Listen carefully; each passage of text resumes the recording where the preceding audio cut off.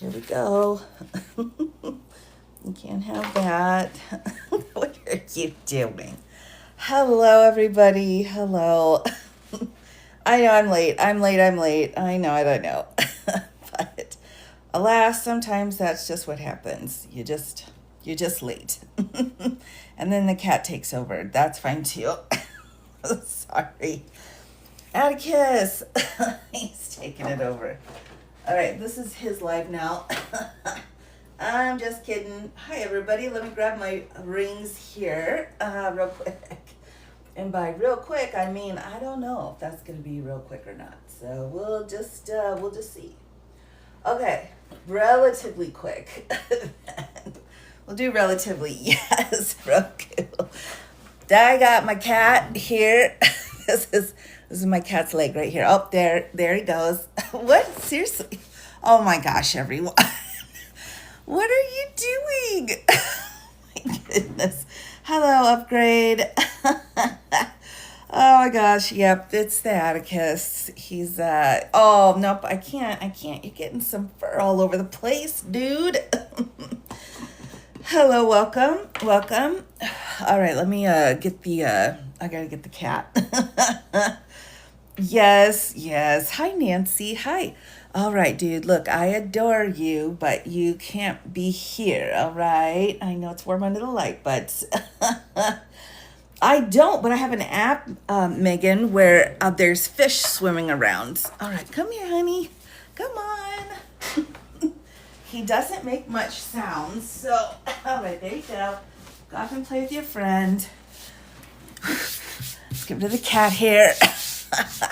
So I do have an app, and there's fish swimming around, and so we were playing with that. We were playing with that earlier tonight, so lots and lots of fun. Well, welcome in, everyone. I am later than I had wanted to be, but sometimes that happens. So that's like, all right. Oh, yes, he wants to learn too. I think he's learning another language, actually, so he can leave. He's going to be like going out one night, like, I'll just go to the store for milk, and then I'll never see him again. I'll be like, where's my cat? Oh, my goodness gracious, everybody. Oh, a girl in her brushes. Hi. That's right. We love you, and that's all that matters. Kristen, you just have a way with words. You certainly just do. And we love that. You are early today. Oh, thank you so much, Kit Kat. All right, here we go. Here are my nail choices for tonight. I'm feeling okay about that. Yes, new nails. And one thing I have not done real quick here is to file them. So let me just file them real quick. It'll only take a second. But for those of you who were with me last night, we went over the lawsuit where Minnesota/Minneapolis, St. Paul, said, we're going to sue because this is awful. And we're going to need you all to leave and your people to leave. So they filed actually a very well organized, in my humble opinion. I've got cat hair everywhere. Petition. All right. So lest we forget, that was yesterday here. There's the petition name and number if you're interested. So I went through the first part of this, the first third, and then we kind of skipped through the later pieces, but everything was set out. Now, if you would like, you can pull this up online yourself and read through any of the parts that I may have skipped over because, it was 80 pages, so I had to skip over a little bit. Oh, thank you so much, Nancy. Oh, thank you. Cruella. Oh, well, yeah. That's nice, but you need to have some empathy, I think. Cruella needs some empathy. Hello, Betharoni. Oh, my gosh. I'm not sure, Betharoni, if it was yesterday or the day before, but I found a ravioli. And I think it was a fella, and he was in the chat. And I was like, dude, you need to go find Betharoni. That's one of the funniest things ever that's happened to me. It's like, hey. Anyway, so some weird ravioli guy comes for you. I'm sorry. That's my bad. Oh, you said hi. Okay. Oh my gosh, that's so funny. Oh my goodness gracious. All right. Well, fun with the chat, right? We got to have that for sure. In rural Minnesota areas, yeah. I mean, it's just a matter of time, right? We kind of all knew this was going to escalate into something real ugly, and it has. So that means we need more Tang. I'm here with a large supply of my Tang to help me get through the crazy town. Hello, Kaya. Hi, Carrie. And Bob, hello. Are we having fun yet? I'm not sure. That's, I'm still gonna have to figure that out. It doesn't feel like, yes, we're having fun, but spicy Tang. No, it was just regular. Oh my gosh, that's so funny. Right? The rings. True, Chris. Too true. Now, Chris, I wanted to ask, how is your little, is it, you have a little pregnant doggy that you're taking care of? Is that right? I am fascinated by that. Yeah, there's no problem sharing here, Kristen. We all share too much here, I think, and that's okay. That's all right. As long as everyone signed the waiver, I think we'll be okay. Ooh, with tahini. Oh my gosh, that would be good. That would be really good, Betharoni. That's a good suggestion. Or I suppose you could put a little hot sauce in there too, but I don't know. All right, so I'm gonna get a wand out tonight here. I've got this one. I'm not sure which one's gonna be the best match. I've got this beautiful green one here. And then I've got this kind of multicolored purple and green blend. So, hi John, welcome. 1-year-old collie. We found out she was pregnant yesterday. Oh my gosh, Chris, oh my gosh. You're gonna have to do some videos so we can see the little pregnant puppy. Oh my gosh, that's so fun. Right, the green. Okay, love them all. John, that's not helpful. Listen, John, I'm like, dude, which ring do I need? And you're like, they're all fine. No, that's not how that goes. Can you talk a little bit about the federal prosecutors? Sure, Robin. Now, I'm still, I think we'll go with green. I think I did get a few of those. Here, the green ones, right? He must be married.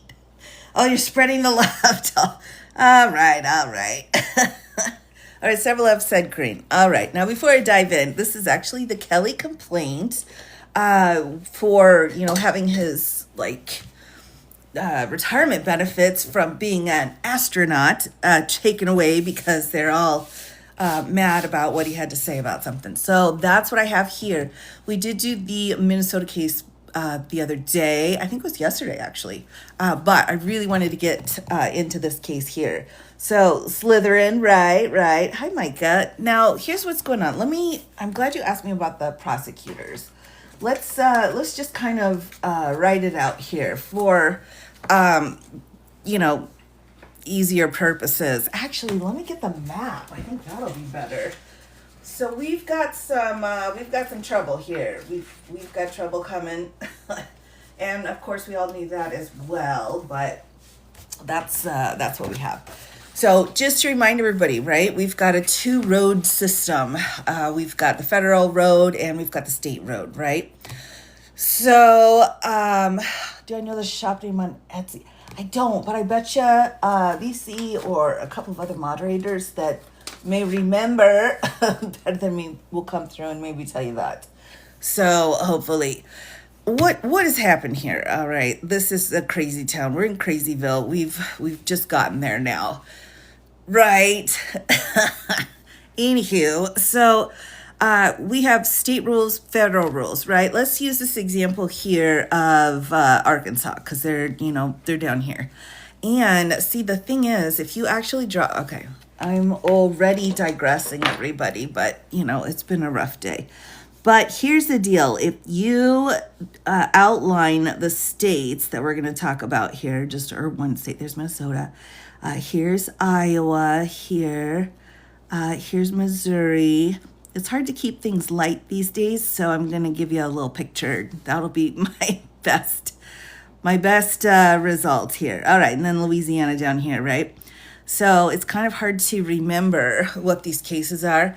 But what happens is this looks like a little chef fella, right? Yeah, the man in the hat. So this is his face. This is his chef's hat, his chest, and then his pants, and then his feet down at the bottom. You all see it? That's just one of the ways to kind of remember. I just think that's so fun, right? I know, weird, but fun. All right, so that's enough of that funness. Right, federal versus state. So all of our states have their own rules, and then the feds also have their rules. So we've got 12 circuits, federal circuits. In each one of the circuits, everybody, there's 12, and then there's a special circuit over here in the DC circuit. What happens is is that we have federal crimes in all these states, right? So our justices each have like a section, like there's 9 sections for the whole country. All right, so each one of our Supreme Court justices gets us a bit. And mostly, though, we've got U.S. attorneys that are in these areas, in these states, and they're the ones that bring federal crimes into the front ground. So let's just say, what state were you picking on? Arkansas. All right, so Arkansas has a situation where we have, I don't know, we've got some rugs and they're crossing to Oklahoma. All right. The rugs themselves, the way that they got them, those are state details. So they, I don't know, went to some kind of state governor business, right? But the movement, anytime there's movement across state lines, it's a federal case, right? So we're having 2 cases now here. But they moved. So they moved across to Oklahoma, so that makes it federal. So the state cases will have to wait. Federal cases go on up via the U.S. attorneys, all right? So those are our prosecutors for the crimes that happen, which is what I've been saying over the last few weeks here, is all of the DOJ dealing with 550 cases right now because of, how do I put this? Because of potential violations of federal law, right? Where are the rest of the attorneys? So it really got messy here because our attorneys are thinning out. So what's happened via the question here was that, yes, and if we get to 100,000 likes, everybody, I will share tonight's extra case. So what's happening is kind of like all over the board, but primarily we've got DC where the U.S. attorneys are being asked. Over here is where our problems are, as per usual. No, just kidding. But over here we've got states attorneys, U.S. attorneys that are like, we're not going to do what you're asking us to do because what you're asking is illegal. It's unethical. All right. So what's been going on is they've been leaving. And that's what you have to do. We saw a lot of this in the beginning where people were getting fired and they're like, no, we're not going to bend our ethics for you. And so that we're in another wave of that occurring. 3 illegally appointed states attorneys now. We're also, well, right. So, and I know of 2 for sure. So I don't doubt there's probably a few more even than that, but we've got attorneys that have not properly been put into place, and we've got courts being like, dude, you're going to get contempt, and they're like, we don't care, we're going to do what we want. So we have that as well. So basically our federal structure here is like teetering when it comes to U.S. attorneys, because the number one, and what I've seen in my humble opinion, the number one reason why these attorneys are getting fired or leaving is because they're being asked to do something unconstitutional, right? And they're like, well, we can't do that. So let's say in Texas, there's one that's like, I can't do that. That's unethical. I quit. And then some other dumbass attorney comes in here and is like, no, I'll do it. All right, I don't care about the ethics. So they come in and they take the place, right? So then what happens is we start getting flooded with all of these loyal attorneys to the orange as opposed to attorneys loyal to the Constitution. So hopefully this means that we'll weed them out and get rid of them for sure. But it's going to take some time. You right, that's what you're worried about. Yes, and I think it's an okay thing to be worried about. But it's also, quite frankly, and correct me if I'm wrong, for all of our soldiers who have served or have at any time been a part of our military service, we're in a little bit of the same boat there. We've got like the top of the top people that, are like, I gotta go. This isn't gonna work. Even with Kelly, that they are taking away his benefits, right? I mean, he's a freaking astronaut, this dude. So a lot of them retired, and that makes sense. But then now we have to ask that question, like, who's going to come and replace, right? Who's going to replace that top position? So that's really what's going on here. You're going to hear more, probably people walking away. We're on a skeleton crew. And the other thing too, is and I've said this before, there are a lot of slimy attorneys out there. That's how we kind of got where we got, because the Orange administration can't do anything unless an attorney starts taking it and going through the process. It is the attorneys that are the ones filing all of this rubbish. So at some point, though, we are going to use them all up, because it's not a ever fulfilling line of bad attorneys. Like, there are so many good attorneys versus bad attorneys. We're heavy on the friendlies, and so eventually that well will go dry. So in the meantime, gotta be careful. Try to stay off the radar. Ones that opposed were forced to resign. Yes, men moved into upper ranks in the military. Absolutely. Yep, you got it. Yep, money. And you could tell too, at least I could, when I was in law school, I could tell who was there for the money. It was very obvious. And who was there not for the money? So, I mean, that became very clear over time. So that wasn't my entire class. It was just a portion of the class, but still, that's kind of tough. What happens when the good ones are used up? That's not possible. Because there's a certain number of bad ones, right? Because they've been like, they're pariahs and we've pushed them away. But the good ones, we just keep coming and coming and coming, right? We're able to refill our cup of constitutional love because, I'm not going to say there's something wrong with us, but we've just got a different way of looking at things. So we'll keep going. We'll be handing the batons off to other attorneys, and then being careful to get around the, slimy, unethical ones. So that's my take on it. Right. That's my take on it. Bunker's looking right now. Well, I don't know. I did pack some extra food. I haven't put it in the bunker, but I think we'll be okay. Fox Entertainment used up their attorneys. Oh my goodness. Yeah. So, and that's another thing too, right? We've got a couple law firms that are like, yeah, we'll do pro bono work, because they are like spineless. They have no spine. And so they may come in as well. But this is not a well that just keeps filling back up again with the bad ones. It's just not how our field works. Like, you might think they're bad because, a few things, but the actual, there can't be some kind of real crappy, unethical attorney in Omaha coming in and walking into the White House and is like, all right, we're here. I'm going to do all the cases. Something along those lines. Oh my gosh, I hope at least that wouldn't happen. I hope so. Could be rehired under a new administration. As possible. And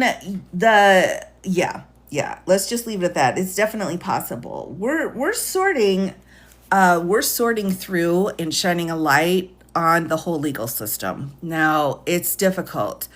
And we all knew it was coming at some point. We weren't ready for it to be now, but alas, that's where we're at. So we, as the attorneys throughout the entire United States, we are all watching what's happening here. The feds are the feds. We kind of leave them alone if we're state attorneys. And the feds out there, my goodness gracious, I don't know how most of them are going to continue to keep their jobs and be ethical. But they're also, that's what we do. We find a problem, then we work around it.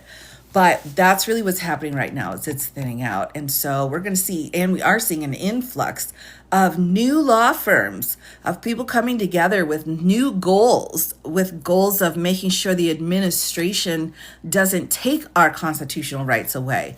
So there's a whole new kind of underground revolution going where a lot of these people are saying, what can we do? What law can we set and start to make sure that the executive branch can't get a holding like they did this time? So that's the other thing too. That's the silver lining. Are the attorneys. You've probably heard of some of them. What we've got, like the democracy docket, is that right? The fellow with the glasses. I'm terrible with names and I apologize, but I think that's what it is. Democracy Now? Is that what it is? I think so. Anyway, he gave okay, it is. Oh yes, Elias. Okay, thank you. Okay. Right.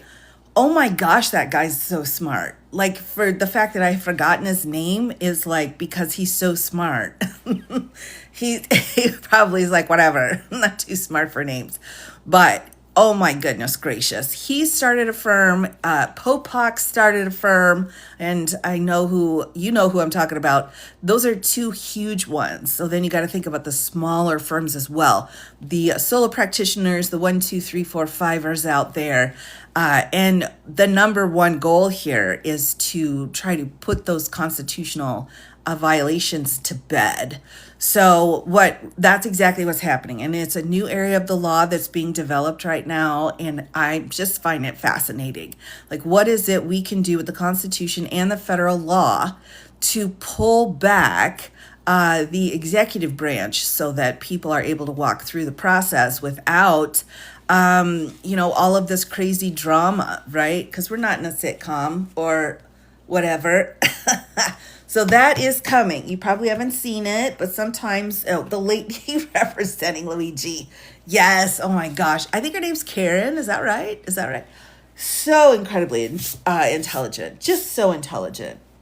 Right. So we're right. And that's the whole point, is to preserve the rule of law. Now we preserve it, but we also fix it. So if there are some broken pieces here and there, or the loopholes that's leading to harm for people, we're going to fix those before we put it back together again. You know what I mean? So they're really pointing out where a lot of our problems are, which unfortunately means they're going to go forward and harm people.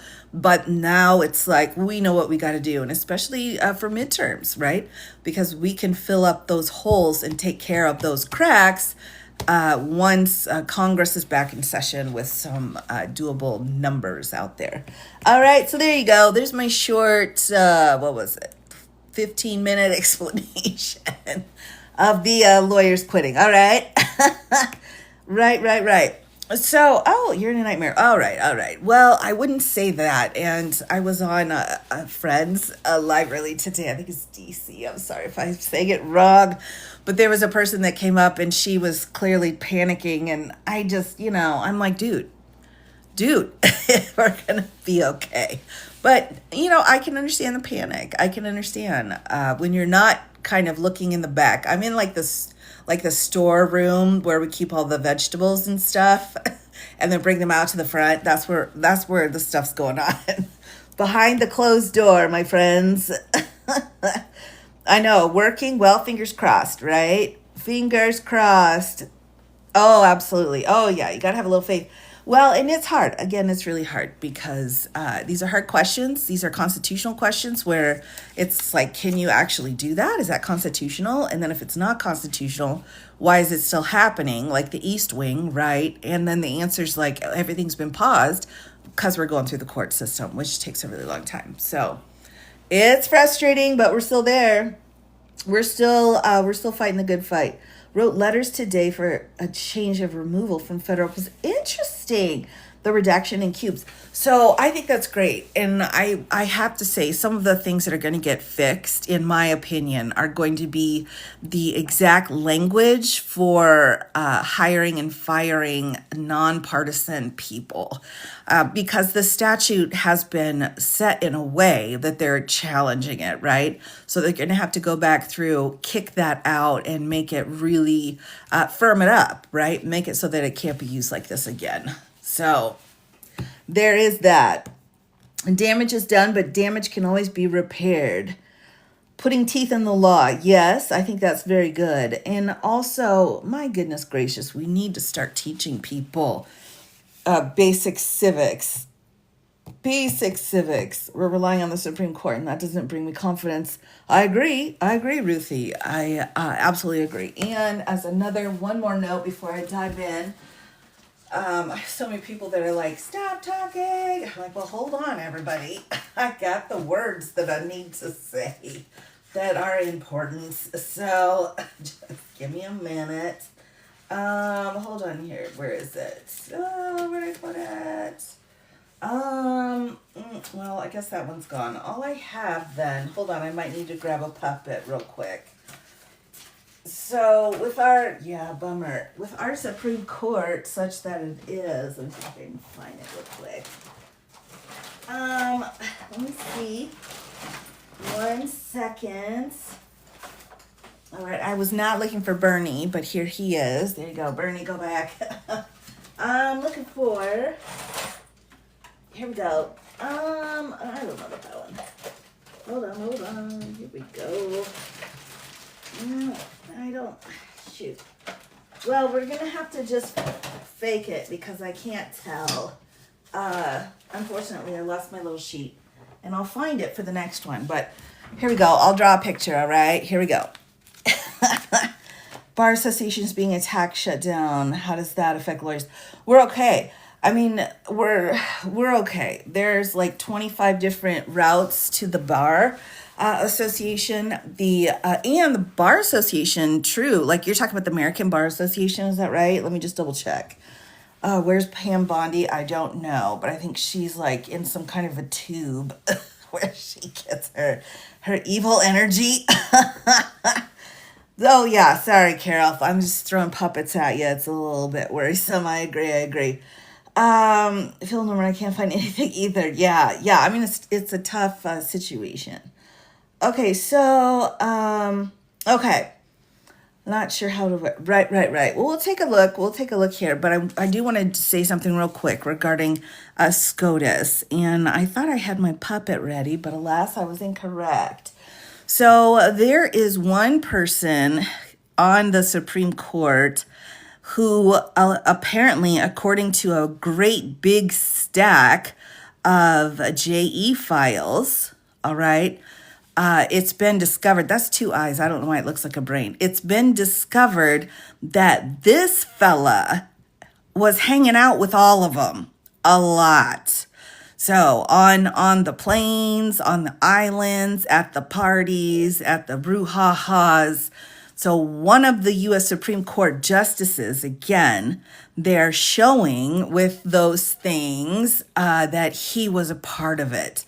Again, so if there's some kind of a charge in there for high crimes misdemeanors, we could try to do an impeachment process. But until then, my understanding is this information just came out.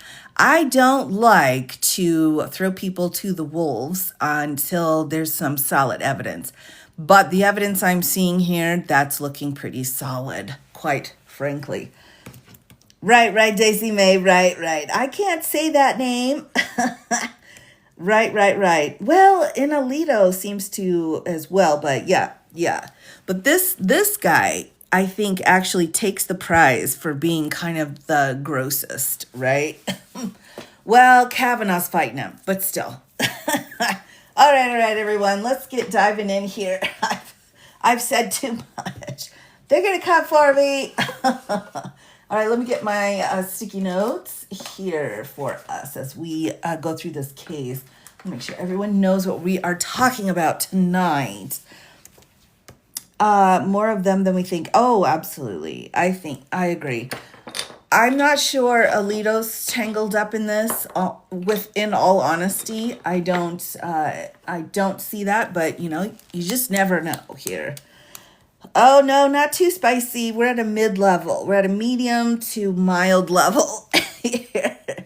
All right, right. It's a problem. It's a problem. All right, here we go. So this is the Mark Kelly case, everybody, also known as the astronaut that served our country for decades. Here, getting punished, I guess, getting attacked, right, because of things he was saying.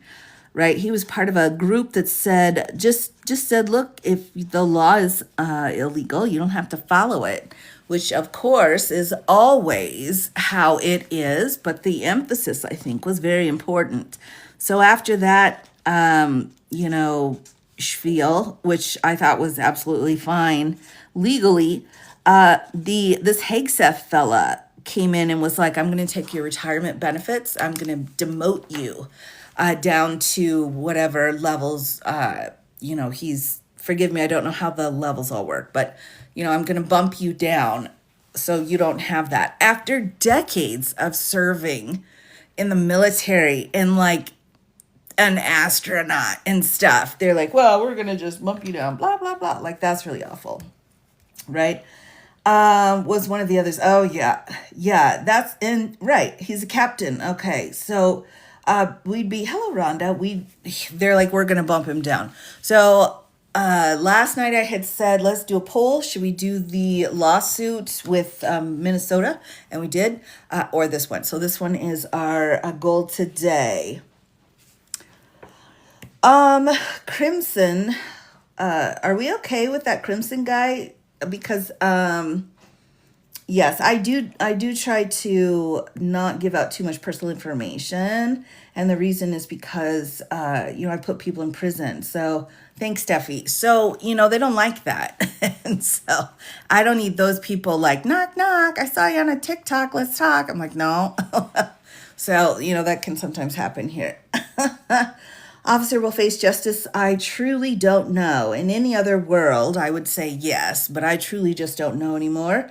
If you're looking at a criminal law situation, if you're looking at the civil side or how the public treats him, I think absolutely he'll be held accountable. But yeah, decorated military man, astronaut, exactly.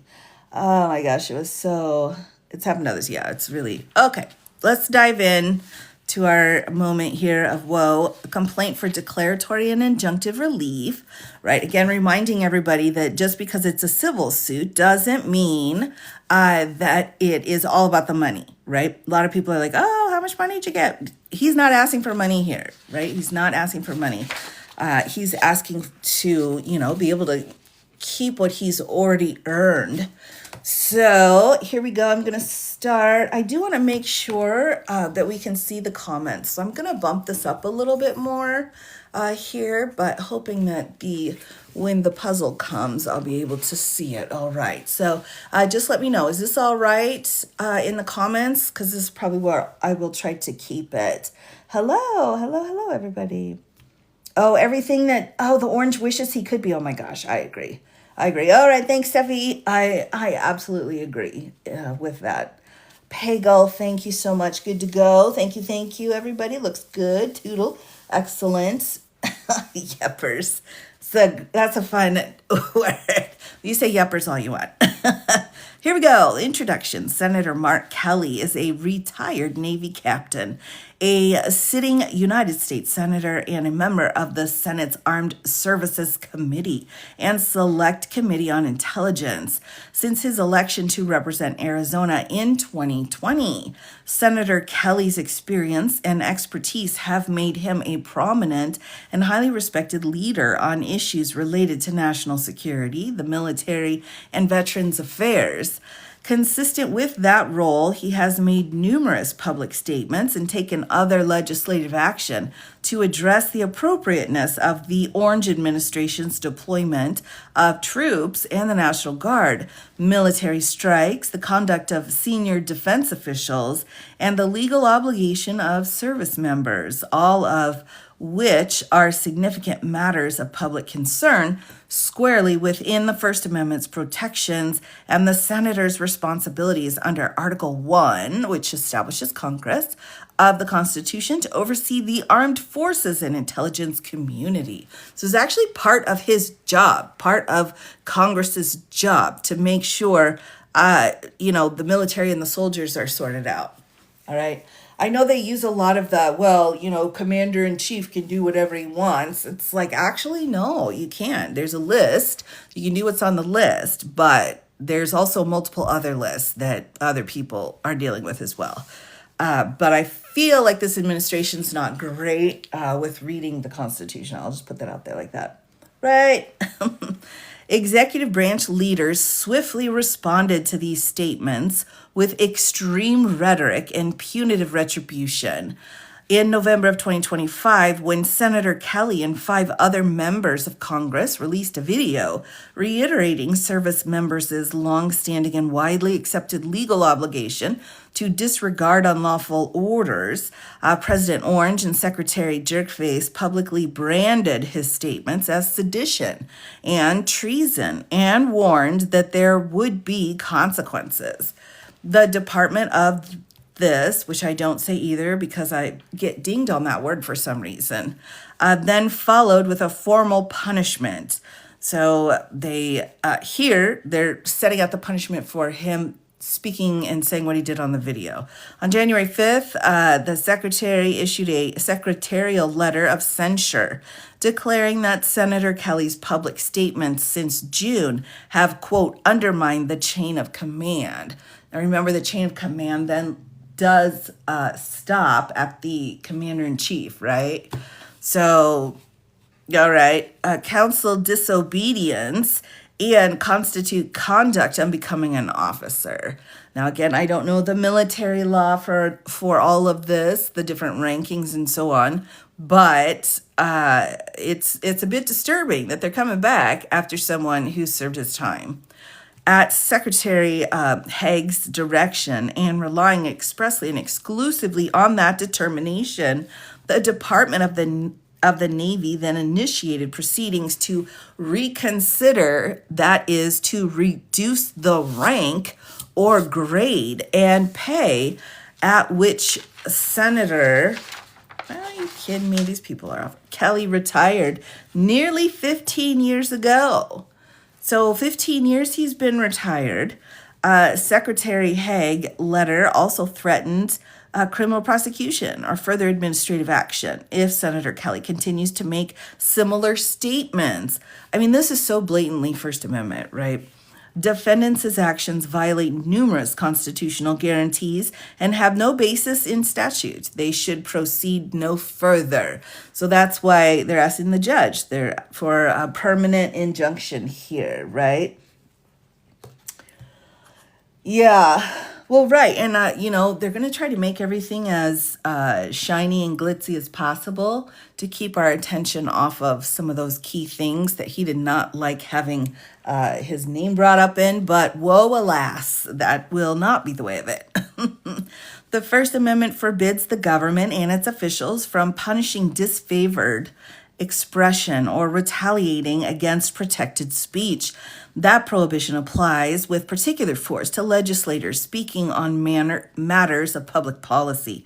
As the Supreme Court held 60 years ago, the Constitution requires that legislators be given the widest latitude to express their views on issues of policy, and the government may not recharacterize protected speech as supposed incitement in order to punish it. And we're citing the Bond v. Floyd case, which at this point I have not read, but that's a really good point. The other thing, too, I would remind everybody about here, and I'm just pulling this out so we can see the citation, is the immunity case, right, that we just got back. Well, a while back we got it back, where people are saying like, oh my gosh, unlimited immunity. It's not true. It's not true. But the Supreme Court relied on this situation where you can't go in and pull a congressional person out for speaking their mind on the floor, right? So there, you can't be charged criminally. This was some of what the SCOTUS quoted in order to walk through that immunity piece with the president. So I think that's important to note here. Slightly closer to the text. Sure, it's a little hard to read. Oh, I understand. Right. Happy with the receipts. All right, there we go. Is that a bit better? I'm just trying to make sure the document's in view, but then also the chat's not covered up. I can't imagine. Oh my gosh. Right. You're welcome. Of course. Yeah, there's a lot of things in here that are yeah. All right. The secretary's letter makes clear on its face that he is disciplining Senator Kelly solely for the content and viewpoint of his political speech. And again, in those cases when we're dealing with the First Amendment, that's what we have to look at. Is this content-based or viewpoint-based? Because if it is, we're going to have some problems with the First Amendment. Oh, good. I'm glad. Yep. Sometimes I just don't know. I've got a couple different screens here, but sometimes they're not very accurate for me. So I appreciate when you let me know that. All right, number 6, the executive's actions also trample on protections the Constitution singles out as essential to legislative independence. It appears that never in our nation's history has the executive branch imposed military sanctions on a member of Congress for engaging in disfavored political speech. This is huge. I mean, we're all like, it's an astronaut, he's a good man, but the piece here, and I don't really know if he's a good man or not. I'm just, whatever. But here they're saying, look at this. When have we ever had the president come in and sanction a member of Congress? What would happen if the president can come in and pull a U.S. senator's rank down or retirement benefits? How is that going to work with separation of powers? Because that's an enormous amount of powers. So I would say this is also going to be something that needs to be fixed at the midterms. They're going to need to sit down and figure out how to pull this kind of power back away from the president. Now, I would say if somebody needs to be, sanctioned, or if something's really, really bad and we need to go through the process, then let's go through Congress, right? Those are the elected people. The House of the Representatives is the people's house. So take it to Congress. Don't take it to one fella sitting at a desk in half of a White House because the other half's been bulldozed. All right. So this is really important. This could definitely change at the midterms if we get the right kind of language set out here. Right. Oh, thank you, Sugar Shells. Oh, my goodness. Thank you so much. All right. Next, allowing that unprecedented step here would invert the constitutional structure by subordinating the legislative branch to executive discipline and chilling congressional oversight of the armed forces. I agree completely with that sentence there. Indeed, the topics described in the Secretary Haig's letter involved quintessential legislative and oversight activity. The letter cites statements about foundational principles of military law and concerns about potential commission of WAR crimes. And of course, it's out there for all of the public to see, right? Because we don't have anything to prevent hostile powers from coming into the country and reading about all of our information. We don't have anything that'll do that. But I tell you what, TikTok's going to be going down. I'm just kidding. I don't know if it's going down or not. But seriously, you see what I'm saying? Let's ban TikTok. But it doesn't matter if congressional people have a letter and they just make it public for everyone. See what I'm saying? All right, war crimes area squarely within the legislative and oversight jurisdiction of the committees on which Senator Kelly serves. And the letter highlights Senator Kelly's criticism of the firing of admirals and generals, right? So the question then is, again, why are we putting this out in the public, and why can't he be critical of firing admirals and generals. He's not the only one either. I mean, this is a cluster, what they have done. They've totally taken the legs off of our military at this point.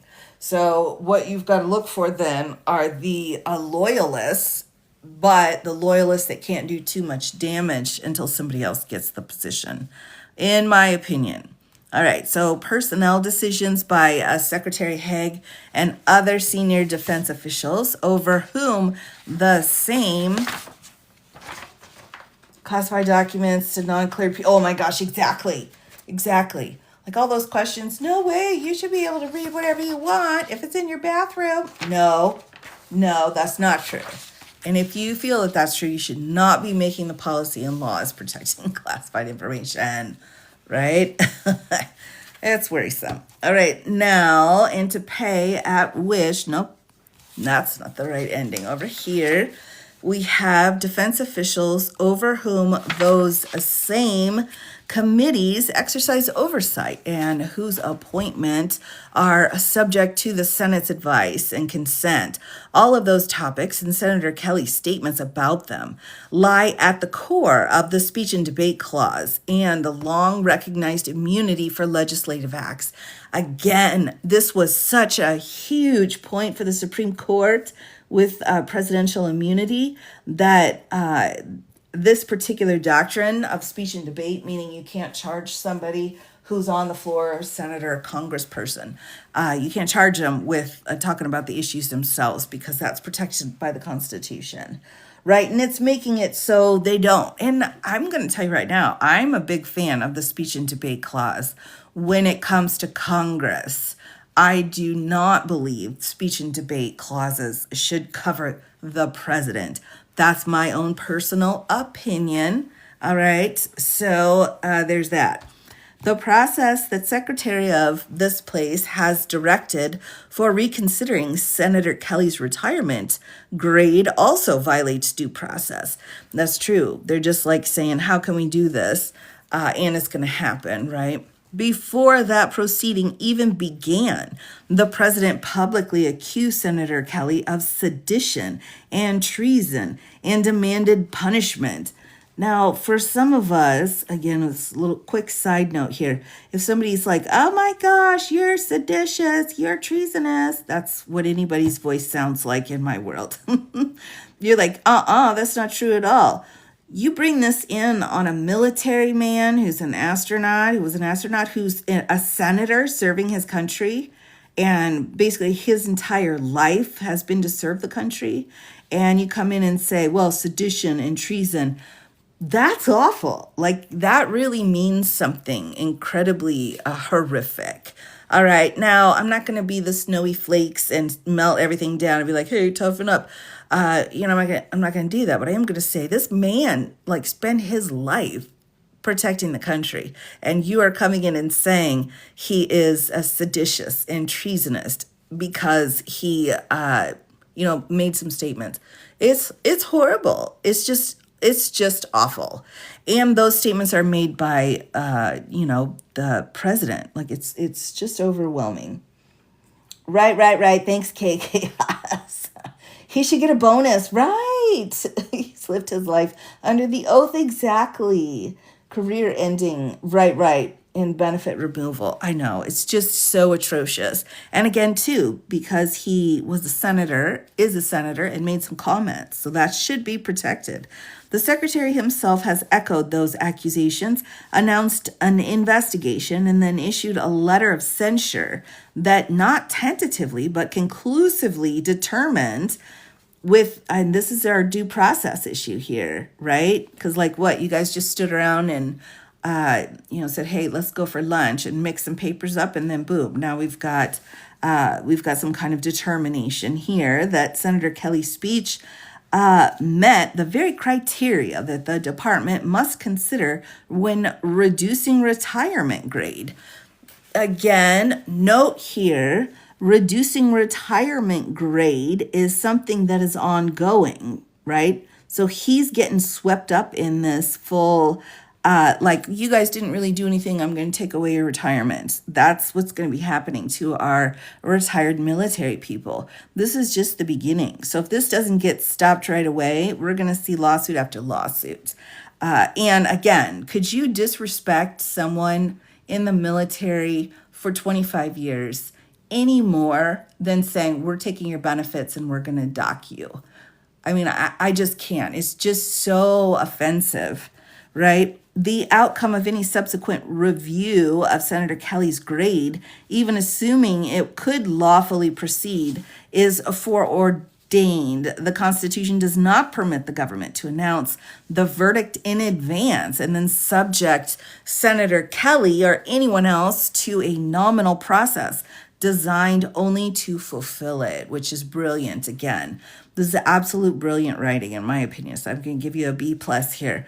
So what they're saying is, nowhere in the Constitution does it say that the power that the president's using to dock him is appropriate, is okay at all, right? And keep in mind too, everyone, who pays him?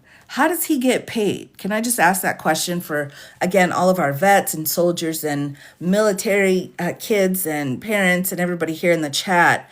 What exactly are we talking about when we say they're getting paid? Who pays them? That's my question. Embarrassment for them. Oh my gosh, true. We're like with all just, oh, exactly. Hello, hi. Oh my gosh, from Hawaii. Always gives me a smile. I appreciate it so much. He gets paid by the DOD. Okay, so the DOD pays. Right. No, and I'm really wondering, Carol, I'm really wondering, because we got to figure out, it's out of the Department of Veterans Affairs under DOD. So when we're talking about funding then under DOD, right, this is an executive branch piece of our process, even though they're like, oh, too many people, blah, blah, blah. But so this place is under here. So with that, I would say the amount of money that they get, that this place gets from Congress to pay, right? So Congress sets out the amount, and then it goes to the DOD in the executive branch. And so the DOD, with a lot of things, have just not been giving the money out. They're like, well, we can't transfer any money. So again, going back to Congress, who's the one that's actually supposed to be setting out money. So, oh yes, a lot of people, again, we've got over $400 billion sitting there, or who knows, I mean, being put into silver cases and, whatevers, but, that's part here. So just to keep our eyes here on the prize, we've got to remember getting close to 100,000, yay! But we've got to remember here that, Congress, again, has allocated that money, and it is up to the DO, that place, to give it out. So you can see another example of congressional, legislative versus executive tangles that we're getting into here. All right, nor does the statute cited by Secretary Haig provide any basis to conduct such a proceeding. Defendants invoke 10 U.S. Code Section 1370, which governs the grade at which an officer is retired, based on whether the officer served an active duty satisfactorily. 10 U.S. Code Section 1370, sub A, sub 1, Kelly's active duty is over. He retired honorably as a captain with a remarkable record of awards and commendations, and his retirement grade and the pension to which he is therefore entitled became final by operation of law at the time of his retirement, more than 14 years ago. Nothing in the statute authorizes the Department of here to reopen that determination based on post-retirement political speech. Again, you can see how absolutely out of control this situation is, because he said a few words that were truthful, right?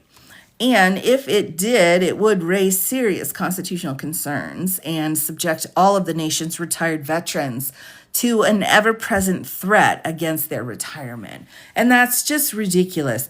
And one of the things too, sometimes my personal perspective on the administration when it comes to our soldiers, our military members, is they're just so, and I'm talking about the executive branch in my opinion, they're just so offensive. It's so offensive. Like, these people just go into the military for funsies and then get out. Like, are you freaking kidding me? I mean, this is the heart and soul of the country. And you're trying to go in and say, well, I don't like what you said 15 years ago. You retired, but you didn't say what I wanted you to say, so I'm going to take your benefits. Are you freaking kidding me? That is awful. That is absolutely awful to do. And it really grinds my gears, everybody, when they're going after, again, our soldiers. Like, this is just absolutely not unforgivable. I would say yes, unforgivable. It's heartbreaking. And so if this does get up to the Supreme Court, there's a lot of different things you can do, but he's just getting started. He's just getting started with this complaint. Yeah, it breaks my heart. So many of them are permanently Oh, exactly. And again, I will just say it as many times as I need to. The Hague memo that came out,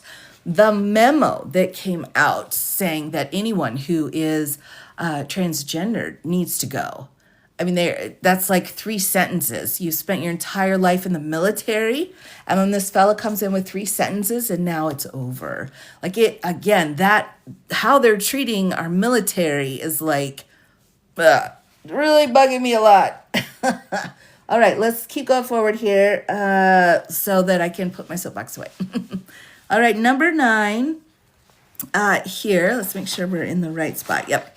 Number 9. If permitted to stand, the secretary's censure and the grade determination proceedings that he has directed will inflict immediate and irreparable harm. So that level of harm is something they also look at as one of the pieces to it. Let's do a live about the history behind. Oh yeah, we could. We absolutely could. We'd have to get Law of the Wild in on that though, too. He's like the expert on that. The censure, the grade reduction process, and its inevitable outcome impose official punishment for protected speech, chill legislative oversight, and threaten reductions in rank and pay. Again, that's crazy. Each of these actions also signals to retired service members and members of Congress that criticism of the executive's use of the armed forces may be met with retaliation through military channels. Again, this is so crazy that, no, that's not okay. The Constitution does not leave such injuries to be remedied after the fact. And that's another piece too. Like, if they come in and screw people over like this, there's no way for them to really challenge what's happening. Speech or debate, First Amendment separation of powers and due process protections must be vindicated at the outset before the senator is forced to submit to an unconstitutional and legally baseless proceeding. This is just an incredible line right here too, everyone. And I read a lot of case law in my day, so let me just highlight this. I think it's amazing, right? So if you come in here with separation of powers and due process, and you say, well, based off of those, it's okay for us to censure someone who's a U.S. senator. Yeah, we got big problems. I agree. They did do pretty good. All right, I'm off to the side a little bit here. All right. Oh, we're so close. Oh, we hit it. We hit it, everybody. So once we hit 100,000 likes, I do a bonus case. But before, let me just finish 10 and 11, and then we'll dive into our bonus case for tonight. I think you're going to like it. Well, if you don't like it, that's okay. I like it, right?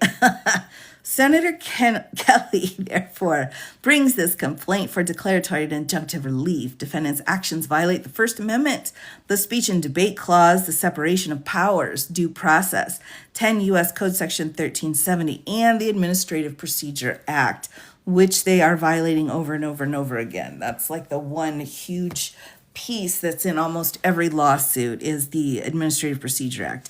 In particular, Senator Kelly respectfully asked this court to declare the censure letter, reopening determination, retirement grade determination proceedings, and related actions unlawful and unconstitutional, to vacate those actions, to enjoin their enforcement, and to preserve the status of a co-equal Congress and an apolitical military. So he's asking the court to basically toss the letter out that has been how the Hague is coming after him there. All right, so that's I think that's a really good look here. This is, again, incredibly well drafted. If you are interested, I may come back and do some more on this one later, but this is the case number here. You can pull it up also and take a look at it. Right, you never get to speak your mind again if you're constantly worrying like, well, if this gets back to so-and-so, then my benefits are gone. I mean, that's like what they do in Russia. Like, you know, and I'm not trying to bash on Russia, but that's what they do in Russia. So, you know, take it easy there because that's crazy. All right, everybody.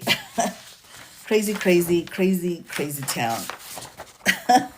All right, everybody. So we've started doing this new really fun thing here, where if I hit 100,000, Army Barbie, you're so sweet. If I hit 100,000, and Amanda inspired me, likes, then I do a bonus case for the night. All right. So here is the bonus case. Now, a lot of you probably weren't on the live with me yesterday, and that's no problem whatsoever. But we were going over how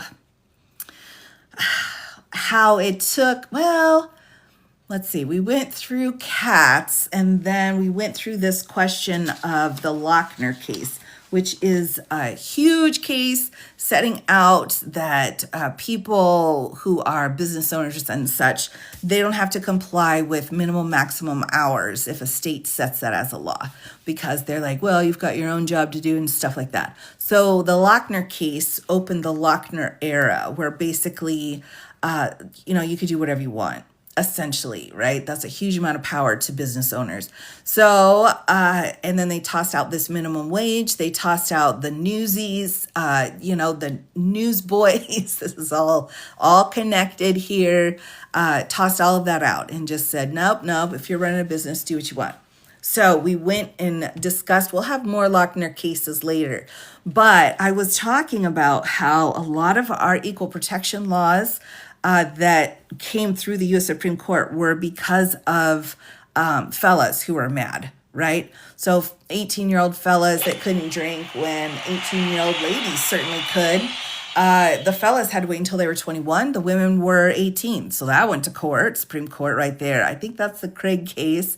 We had another one where we had a nursing program in a university that was only for women. And a fella was like, I want to go too. So boom, they had to do it again.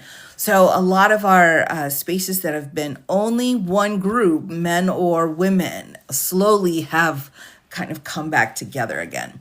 But before that, we have the Bradwell case, and this is Bradwell versus the state. Oh my goodness, this particular case is just ridiculous. Now, if you want to look this up, this is from oya.org. Here, this is an 1873 case. I know, you're like, it's so old, it doesn't matter. No, but it does. It does. Here's your citation right there. I don't know. I'm just like falling into the South Park kids way of talking for some reason. I'm trying so hard to not swear. It's not working right. Right. All right. This was argued 1873 and 1872. And they're not going to give us much of the facts here, but let me give you the quick blurb and then we can go in a little more detail here. The facts of the case: Myra Bradwell asserted her right to a license to practice law in Illinois by virtue of her status as a United States citizen. The judges of the Illinois Supreme Court denied her application, with only one judge dissenting. So here is the question. Is the right to obtain a license to practice law guaranteed by the 14th Amendment to all citizens of the United States?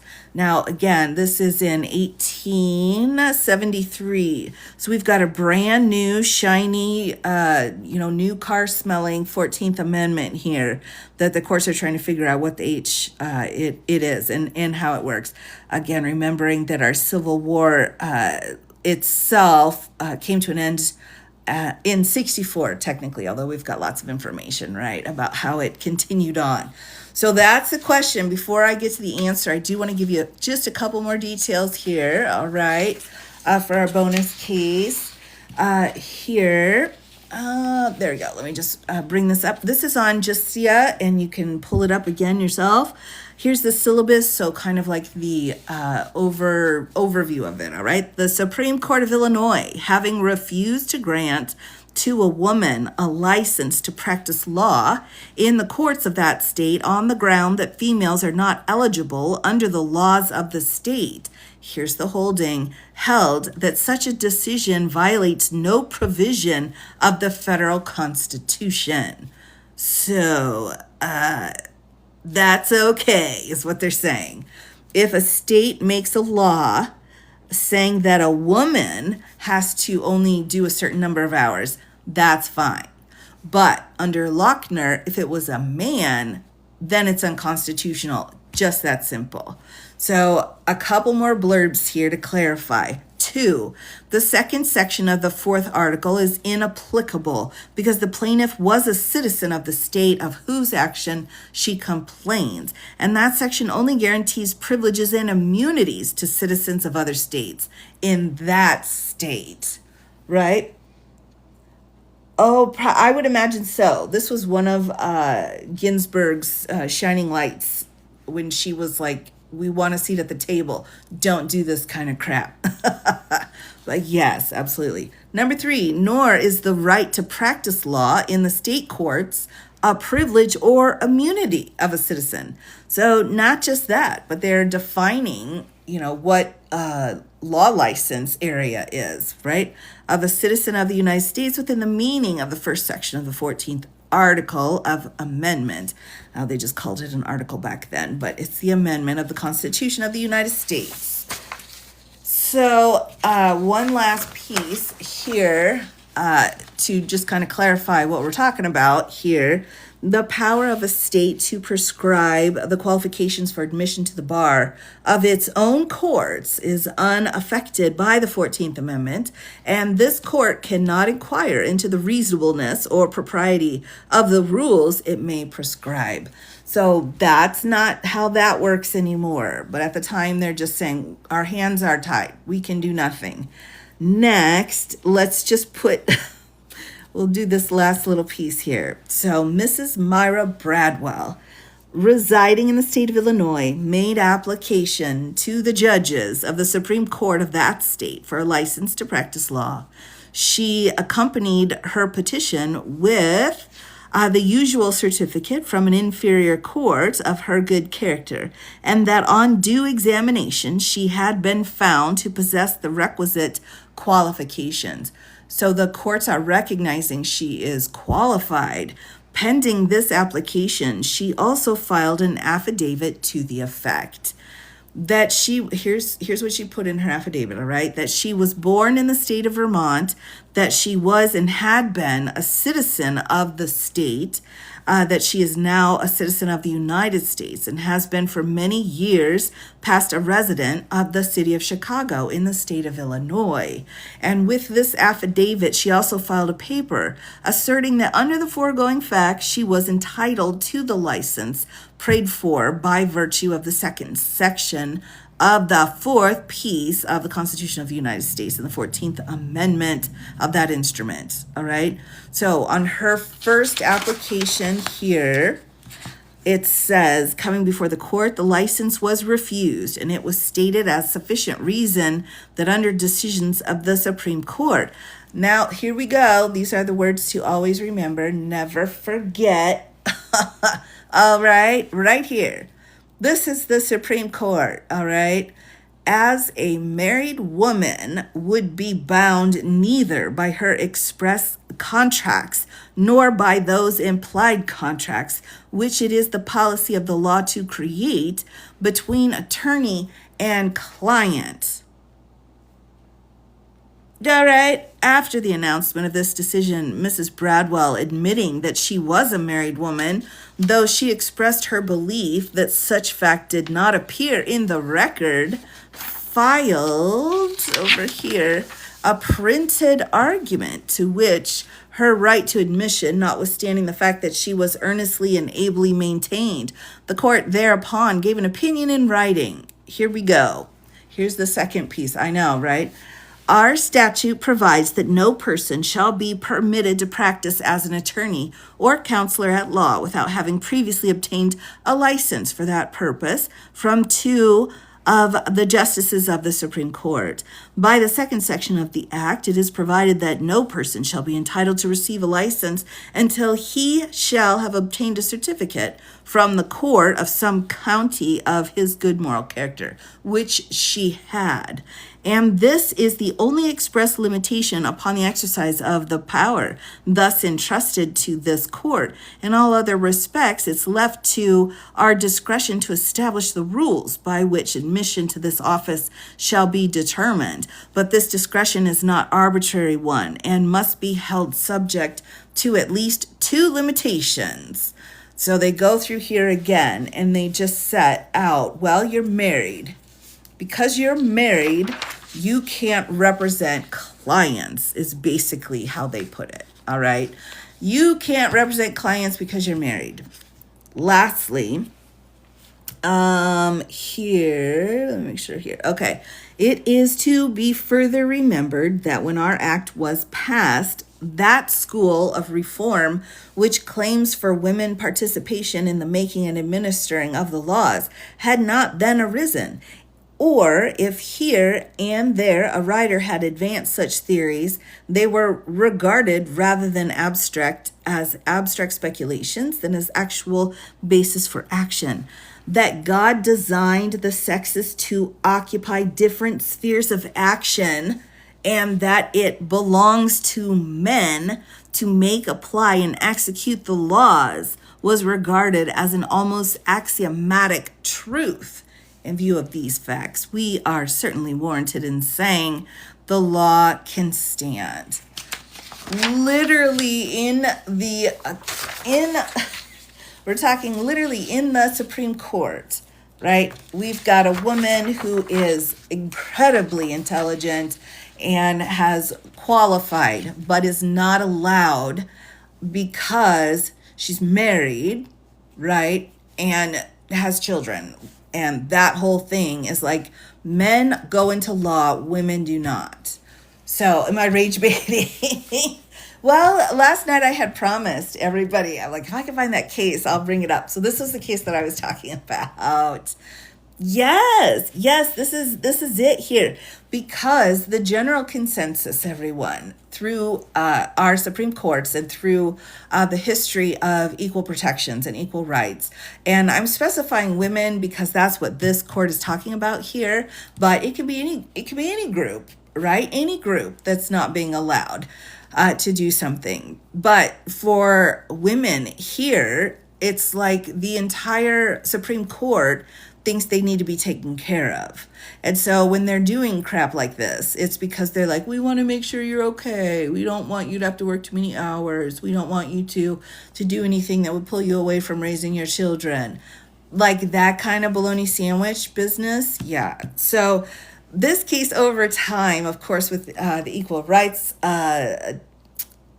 federal law that came in, equal opportunities, those kinds of things, pulled this one back and made it so that this couldn't be possible anymore. But again, friendly reminder, a lot of our cases for women's equal rights will be because a man was kept from doing it, as with the alcohol in nursing school, or the court saying that women can't do it because they have a different purpose in life.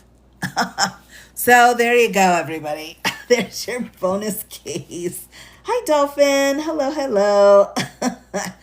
So this again is a very important case to remember here. This is a great jumping off point too for anyone who's interested in doing some research on the Equal Protection Clause of the 14th Amendment. That 14th Amendment, and I hope we hear about this during the birthright citizenship bologna sandwiches out there. I'm hoping that they will be really digging into this 14th Amendment, all right, because a lot of our courts didn't know what to do.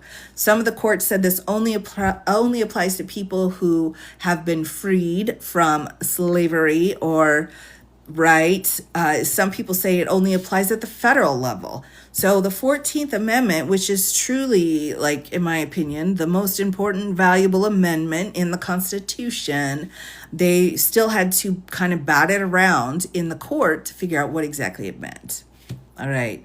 So that's Bradwell v. the state, and that would be Illinois. And then, of course, here is our citation. So what are we thinking, everybody? What do we think about this one, right? I don't know. I just feel like if any of these judges had spouses, like that doesn't seem right. Thank you all, Jenny. Thank you so much. Right. Take care of them. Well, right. And, you know, the harm that has been done under the umbrella of saying we want to help is astronomical. I'm not going to say that it only has been targeted towards women. I'm not going to say that. I'm not. But women and people of color and anyone else who's in kind of that group that isn't, the people signing the Declaration of Independence, they had a lot of problems. And some of the problems came because the laws were put together in a way that was harmful, right? So again, we have several of these kinds of cases for women when they finally broke it apart and were able to be like, dude, what are you doing? Of course, the Griswold case, which we'll probably need to talk about at some point as well. So Griswold v. Connecticut here, everyone. This was the first case that said married women could have access to information about pregnancies and contraceptives. This was the case right here. We'll go through that at a later date, but that's exactly what's happening here. They're saying women should be allowed to at least have information. And then, of course, we do know that she went on, there are two gynecologists, and she went to create Planned Parenthood. Amazing. We're so fortunate. Oh, you're so sweet. Yes, I know, right? To become an attorney, I don't know. My style's a little different. I'm kind of one that would be like carrying my books in, and then I'd probably kick the door in and say, I'm sitting over here. I dare you to come talk to my face. Those were the old days. Oh, I know. But again, here's another interesting case here where this whole idea that women aren't as strong or don't have the same abilities as men. And some people might say that regarding like, oh, well, they're built smaller, they have less muscles. Like, every person is a little different. And quite frankly, Mr. Chubba Wubba's running around, falling on ice and stuff. Like, where's his PE rates? That's what I would say. I'm not trying to be mean here, but you're like, oh, women can't carry stuff. Like, well, neither can Mr. Chubba Wubba slipping on the ice. So what? Now that we've established that, let's move forward. Oh my gosh. All right. Why would a court case like, say, the TC memo not to be findable on the internet? I don't think it would be that kind of a not that kind of a quest that they would put you on. They have to be careful with what they're saying, right? They've got to be careful and say they deserve it. Well, so I think I'm getting your question. I'm not sure at this point, but every piece of that can be looked at, can be moved to a different place, especially if the court's like, wow, we need to take care of this now. They can do it quick. Can you name the seller for your pens? Yes, and I'm not sure. Wait. Did I find it? No, that's not it. Oh my gosh. I promised myself I'd put it in a spot where I wouldn't forget the spot, and then now I'm like, oh my gosh, I found it. I just found it. Oh, thanks, BC. I was like, where's VC? Where's she at? Here you go, everybody. Here is the place that does it. She has been, I think she's been on vacation for a little while. She might be back into it with that, but incredibly talented woman. The brown pens that I have been using as well. So these really beautiful pens with this wiring. This comes from an artist in India. So that's a different person, but there you go. Oh, really? You got the pens from her? Oh, that's so cool. I'm really glad. You just look at the pens and they're such amazing pieces of art. So, all right, everybody, with that, I've got to go. Dozing off and on. Oh my gosh, VC, you got to go pull one of the old lives up so you can get the full 5 hours of sleep. So take care, everybody. I'll be back again.